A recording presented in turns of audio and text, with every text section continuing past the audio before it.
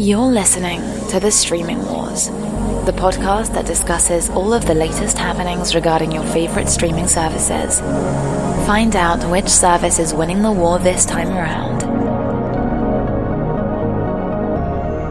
Hello everyone and welcome to the latest episode of The Streaming Wars. I'm Dustin. Tony is with me and we're here to discuss everything from January 13th through the 19th. We have just a couple of different things. We've got some updates for a variety of different services that I want to talk about. Award season is now underway. Critic Choice Awards were handed out, and of course streaming as usual has dominated a lot of those nominations. We're going to talk about that, and we're also going to talk about some interesting things related to viewing trends as Nielsen is deeming them, and how that's going to change in 2021 and how 2020 wrapped up for that. So with all that being said, let's get into our streaming updates. First big thing that was announced is that Paramount Plus is officially launching on March 4th. That means CBS All Access will be rebranded into Paramount Plus. Now, specifically, the announcement for this also stated that February 24th, they will have a special event introducing the service to investors, similar to all of the other streaming services that have had something in the past. They also stated that they have every intention to launch in Latin America also on March 4th, and then they will launch in the Nordics on March 25th and Australia in mid-2021. So they're not waiting in any way, shape, or form to take this international. In addition to that, they also said during that event, it'll be a 2-hour event, which we will obviously cover, but they said that they'll also talk about Pluto TV and Showtime's OTT service as well. They're also going to be talking about some of the content that's going to be coming to the service outside of the things we've already heard. But the big news here is Paramount Plus is coming sooner rather than later. We're not going to have to wait into late into the year. And I believe if you check the tape, I'm pretty sure I said that this was very likely to happen before the end of March, because of just the necessity to get this done as soon as possible. Because unlike Discovery, I don't think CBS or Viacom CBS wants to be known as the company that keeps telling everybody they're putting out a new streaming service or rebranding their current streaming service, and then it just kind of releases without as much as a smoke signal out in the wild. So yeah, this is great. Another streaming service, another platform for content to be distributed. So I cannot wait to check it out and see what original content's coming, all of the backlog and all that type of stuff. So it's nice to see that Viacom, no, sorry, so used to saying Viacom CBS, Paramount Plus is coming out, and I can't wait to check it out. I'm surprised by the hastiness of the international rollout, I guess. It's very aggressive. It's nice to see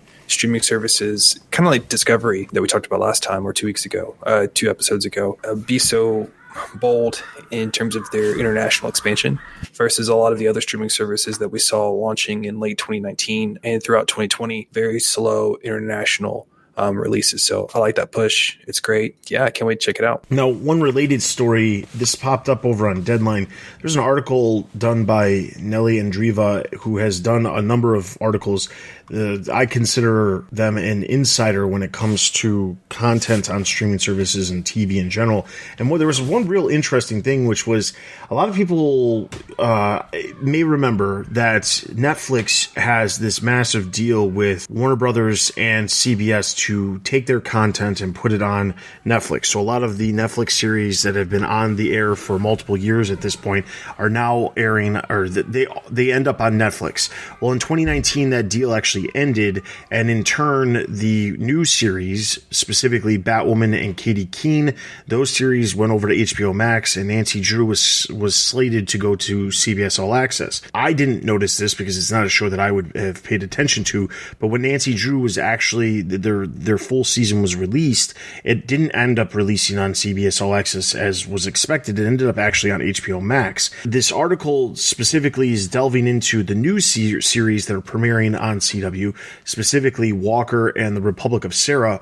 Both are coming from CBS Studios, which you would assume, well, they'll end up over to CBS All Access, specifically Paramount Plus in the near future. But it turns out, it seems like HBO Max has made some sort of deal with CBS All Access to actually get these shows that are coming from CW onto HBO Max, at least for the immediate future, not for the foreseeable future, because who's to say that this won't change once Paramount Plus is done. But as we also know, CBS All Access, or I should say Viacom CBS, has made a point to say that they are not opposed to continuously licensing their content elsewhere. They have no problem with that. Obviously, they have a lot of very successful series already currently on Netflix, so they don't have an issue with that at this time, but that's not to say that won't change. There's plenty of services that have launched, and then as soon as they have the ability to get their content back as part of their content library, they forego those licensing fees to basically use it for their own streaming service. We've seen that with The Office on Peacock. We've seen that with Friends, with HBO Max. It's a matter of time before that potentially could happen. But for the time being, new CW shows will be premiering their full seasons on HBO Max, which is an interesting development just because that article came out a couple days before they announced the release date for Paramount Plus. So you would have assumed that they would have potentially taken those new shows that wouldn't have actually had their full seasons until later this year, actually debut over on Paramount Plus, which is a new service that just launched, but that turns out it's not going to be the case. Yeah, I totally agree. It's definitely interesting to think about, and definitely before the announcement of Paramount Plus coming out. I don't know about you, and maybe I've just lived under a rock for a while. I just always assumed the CW was owned by Warner Brothers and not co-owned with CBS, and so to me, this news is pretty interesting because I did not know that this was that the CW was a collaboration between CBS and Warner Brothers Television. And because of that, I always thought that, okay, like once the CW stuff, the deals with Netflix just run out, that all that content will then just eventually just end up at HBO Max. Just I don't know why I didn't think of that any other way, but just my unfounded assumption. Maybe for Paramount Plus that the shows that are on the CW are not huge, game breakers for them. And so, okay, let's put it on HBO Max. It's no issue for us and everything's fine. So overall, I guess as just a fan of streaming stuff, I found this article pretty enlightening because I had no clue about CW. Yes, it's so cool. All right, so another interesting little bit of news is that Apple is once again extending their TV Plus free trials. The old saying goes, if a tree falls in the forest and nobody's around to hear it, did the tree actually fall? And I guess to interpret that by Apple is if everybody's using a free trial, is the service really considered to be a success? Because that's what they seemingly keep doing. They keep extending these free trials, and I personally am not on one of these free trials because I don't have any Apple products that are newer in my household, but I will say that this seems to continuously happen. Originally, they were set to expire after 1 year. They were extended until the end of January. Now they're extending it to July. So at this point, if you bought an Apple device all the way back in September of 2019, you would still be getting Apple TV Plus for free until July. So a year and a half, almost 2 years later, you'd still be getting it. Personally, obviously, Apple TV Plus is also still ramping up their content. They're still releasing more and more content as time progresses. The issue, of course, is that COVID happened. That put some hiccups with production to get even more content released. And now they're at a situation where they're releasing maybe one series a month. And they're also they're also in the method of releasing things on a weekly basis, specifically because they don't have enough content to really keep people drawn into the service on a weekly or even monthly basis based off the amount of content that they have. However, they do have some pretty big things. For All Mankind, the second season is right around the corner. Servant Season 2 is also right around the corner. So there are some series that are returning that were successful enough, at least in their eyes, the first season, to make a return. So those are there and they're coming. It's just a matter of whether or not some of that other new content that we've been hearing about and a lot of these production deals that they have with a lot of really big name producers are actually going to be start actually getting content in 2021. And that could also be why the free trial is extending, is because they don't have a whole slew of new content coming outside of the new seasons of the pre-existing shows. I have to say, Apple just keeps doing this, and it really begs the question of whether or not are they successful, or do they just keep doing this because they want to make sure that there are people utilizing the service at this point. You bring up a good point. It is weird to see them extending this free trial. The current trend, I think, in streaming services is actually this reduction of free trial periods. Or just the elimination of them in general. So just seeing Apple extend this even more is worrisome. Thankfully, Apple is the Apple TV Plus streaming service is in a unique position because it's actually part of the whole company of Apple, and Apple just has a buttload of cash that it's sitting on. So Apple TV Plus is in a position where it doesn't have to actually turn a profit right now, even more so than the other streaming services for these different companies. Apple could take the hit. And for them, it's almost like this Amazon model, I feel like, of, okay, everything that we do, Prime Video, Prime Music, Prime Shipping, right? It's all to drive up Prime subscriptions and to help Amazon as a holistic idea. I feel like Apple TV Plus is actually, it's not so much, I don't think it's supposed to maximize subscriptions, although that's always the core of a business, right? I feel like at the end of the day, it's, okay, how can we improve and entice people to stay on the Apple ecosystem? So if you have an Apple phone, Apple iMac, and iPad, okay, what are things that we can natively integrate with? What are ways to give the best experiences to keep people on the iOS platform? And yes, although there are the Apple TV Plus apps for like Roku, the Amazon Fire stuff, the Google device that you talked about, it's still at the end of the day like trying to keep people on the Apple iOS ecosystem there. I think another thing to talk about, another thing to point out is that there are a lot of streaming services that have been hit due to COVID. There have been a lot of them who've struggled to get content out. I mean, Dustin, I feel like Apple's been the one that's hurt the most between these production delays with COVID, because they already didn't have much of a backlog. All their main shows that were really I feel like driving growth that really got people energized were in development, right? Shooting. And so they haven't been able to really, get back things going, have been able to get the momentum again. I don't know. I feel like just looking at all the streaming services out there, Apple is the one that's, I feel like, been the most negatively affected by the coronavirus. I definitely agree. I don't think that Apple is in a great position, and it's just because if 2020 went very differently and was in a similar situation as 2019 where production could have continued, they could have had a lot more content in 2021 right out the gate. They could have been maybe having 2 series per month instead of only 1. And for now, it's hard to, one, get a show off the ground, create an entire, create all of the production that needs to go into actually creating a brand new show and the sets and all of that stuff. And it's a lot easier just to use the stuff that's already existing within the show that's already established. So it's, you already got, the main sets. So you just continue to use those. There's less production cost that's associated with, also less production people that need to be associated with doing stuff like that.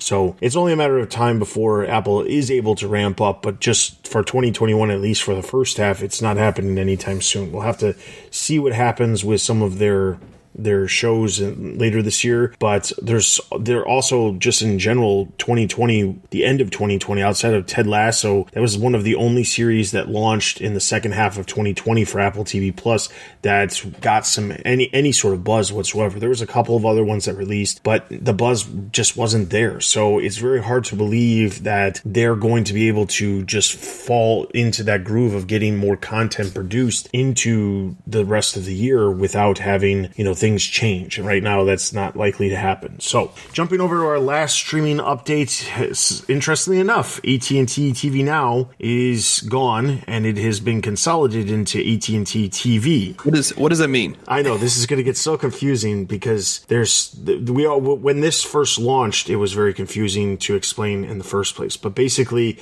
at&t TV Now was their option that they rolled out back in February, and the option was you could sign up for streaming television. So that means specifically like a cable package like YouTube TV or Hulu Live TV. The catch, of course, was that you only had a lower price for a specific amount of months. The price would jump up. The price when it jumped up was almost as expensive as cable television, which defeats the purpose of streaming in general. At the same time, they had at&t TV, which was what they were offering through their cable provider, but it was something you could buy instead of cable television. It was a service. It was basically the same thing, but it was available specifically through the at&t cable side of things, with internet and things like that. So that was basically the gist. Now, you didn't have to be an at&t customer to sign up for at&t TV Now, but to forego me having to say at&t TV so many more times, basically the gist is they've consolidated into one. They're keeping the price at a very specific price point. They're keeping it no contract, so you don't have to have any kind of contract. A lot of the criticisms that AT&T TV Now got when it first launched last year, I think it was like the end of January, early February last year, if I remember correctly. A lot of the criticisms that a lot of people had, there was like, oh, maybe this could be a good option. And then it rolled out and it was like, no, it's really not. Why would anybody even want this?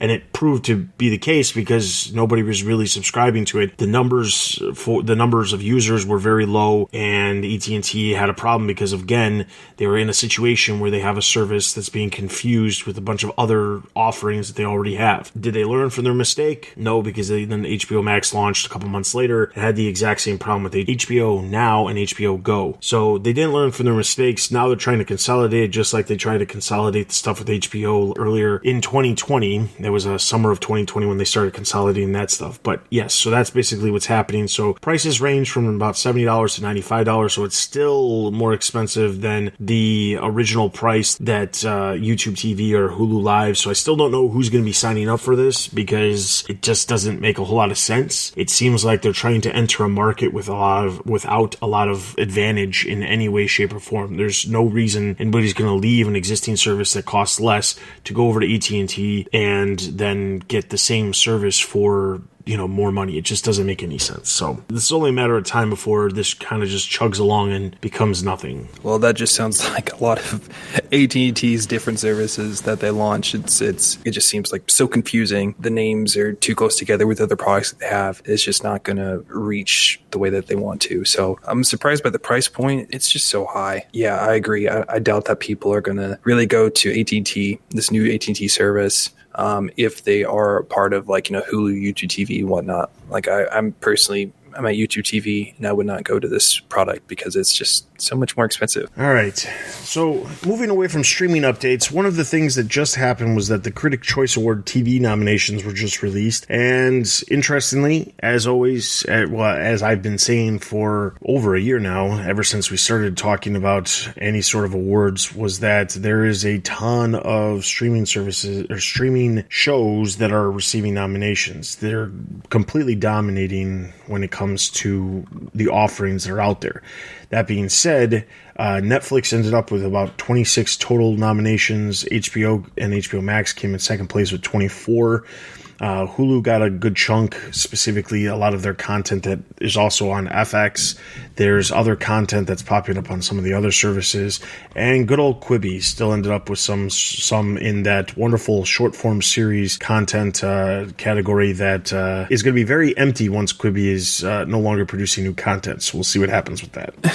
I'm still surprised by Quibi being up there. But overall, yeah, streaming had a good year, partly mostly because of coronavirus. In terms of every streaming service, I feels like had a substantial increase in viewership. But looking at the content that's coming out, I'm really happy with streaming. The creative licensing that these streaming services have, the ability to take more risks, the ability to reach more targeted groups of people. And I guess what I mean by that is that there's more diverse people watching, content on streaming services. So you can create content that really speaks to them versus just this general purpose content. So it's nice to see these awards by these different streaming services. Netflix is, again, at the top. I feel like every year for different awards, they're always at the top. But it's nice to see that HBO Max is also at the top as well. And then finally, our last discussion. So we've talked about this briefly on some past episodes about how Nielsen is doing, that they're starting to really focus on streaming services and content on the streaming services. Early in 2020, I want to say it goes back to May,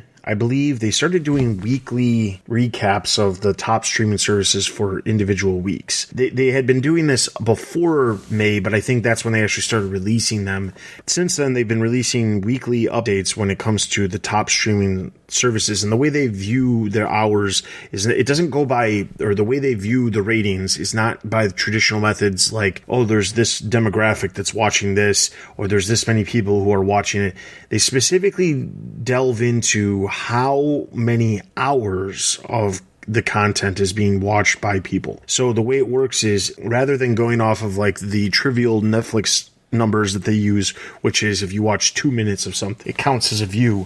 They actually view it by how long somebody is actually watching the content itself. So in some ways, the content goes, it gives a little bit better information because it shows how popular certain things are. So specifically, they ended up releasing their list for the entire year of 2020. To surprise of probably no one out, the acquired series, the ones that are not original series, are the ones that are the most popular. So obviously, The Office, by far, leaps and bounds, came in first place with 952 million hours viewed in 2020. Now, obviously, how that's going to translate to Peacock, that is unknown at this time. Also, it's also worth mentioning that Netflix, Disney Plus, and Prime Video are the only services I think that Nielsen was actually tracking at the time. They said during a speech or keynote at CES that HBO Max, Peacock, they're going to be working with to try to incorporate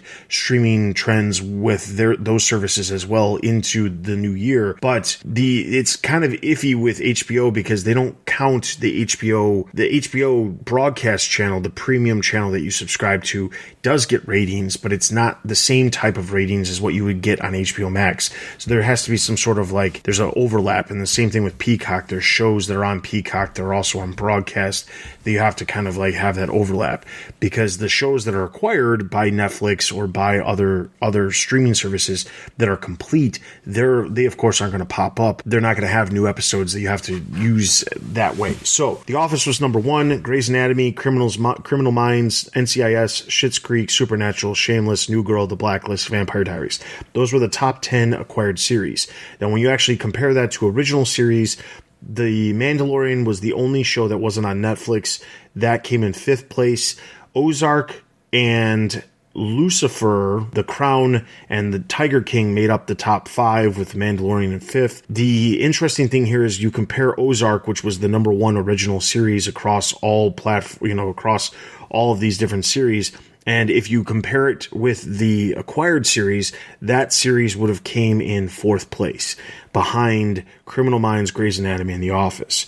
So it shows that those acquired series are very, very popular. The other bit of information that came out of this was that they did some movies. They specifically focused on movies that were streaming as well, and Disney almost completely dominates that. Frozen 2, Moana, Secret Life of Pets is over on Netflix. Onward, Dr. Seuss's The Grinch is on Netflix. Hamilton, Spencer Confidential over at Netflix. Aladdin, Toy Story 4, and Zootopia are the top 10. But if you look at that list of movies, a lot of those movies released not even in 2020, but 2019 and before. It's very interesting because it shows that, one, children are watching these films more than anything else because they're significant. Frozen 2 is viewed 249 million hours. That puts it that puts it way up there as far as the amount of hours that's being viewed from it. Oh yeah, I was just wanting to chime in. Yeah, I can speak from experience, how much kid content that plays. We watched that Netflix Grinch movie. Gosh, I wish my wife was in the room. Probably about 15 to 20 times. I'm not joking. It just so many different times we watched that film.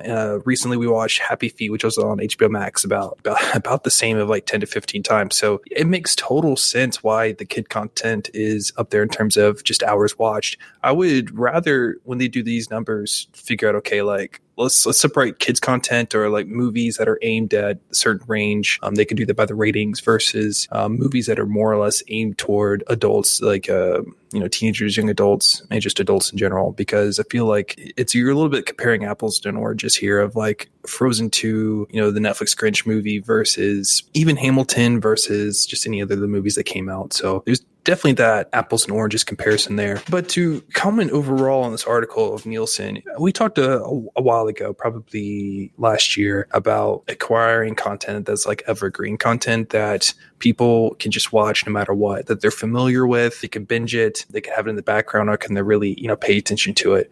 Right now, my wife and I are just been going over Big Bang Theory because it's one of those shows that it doesn't really matter what time in the universe it is. You can just enjoy it. And so I think it just really shows yes, these acquired shows, I think one can view it in terms of them being acquired, but I would also view it as the all of the series are out and it's got a good reputation. It's got great word of mouth. You can really get into it. I think that's why these acquired series are so important, is because they're right there. But it's also, I feel, at the same time of comparing like kids content with adults content in terms of movies, I also feel it's a little bit, I understand the comparison between this acquired content versus the new original shows, but I think it's a little bit unfair to really compare those two things, because The Office, it's got 9 seasons. You can binge all that through you want. Like Big Bang Theory's got 12. Criminal Minds, is that show still going? I think it had like 15 seasons or something. Versus The Mandalorian, it has 2 seasons that had 8 episodes apiece. So Tiger King had 8 episodes. The Crown, I had no clue, probably 13. Like, I just feel like it's really hard to compare those two different types of shows. But I guess at the end of the day, to have a conclusion on this article, I'm really glad that Nielsen is finally getting some numbers on streaming services. For the past,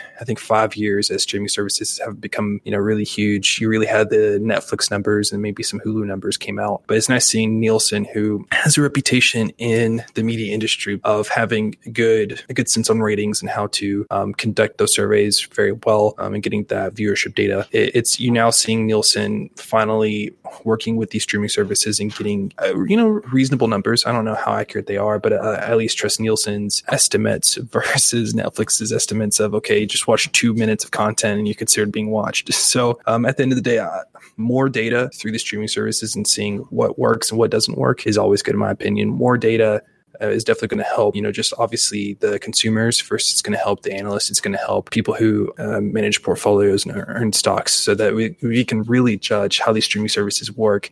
And it's not just, okay, our streaming services is great because of this content and blah, blah, blah. Okay, let's show some numbers. Let's really get into the weeds here. And especially as we have more streaming services and as more players are entering the streaming market, you're going to need that data to really figure out, okay, who's winning and who's not, and making decisions accordingly. The reality of it is that as time progresses, Nielsen is going to have better numbers. And obviously, it's only in the best interest of the companies to actually show the data to Nielsen, so that Nielsen can get better numbers for these shows, because it's important for others to see how successful some of these shows are.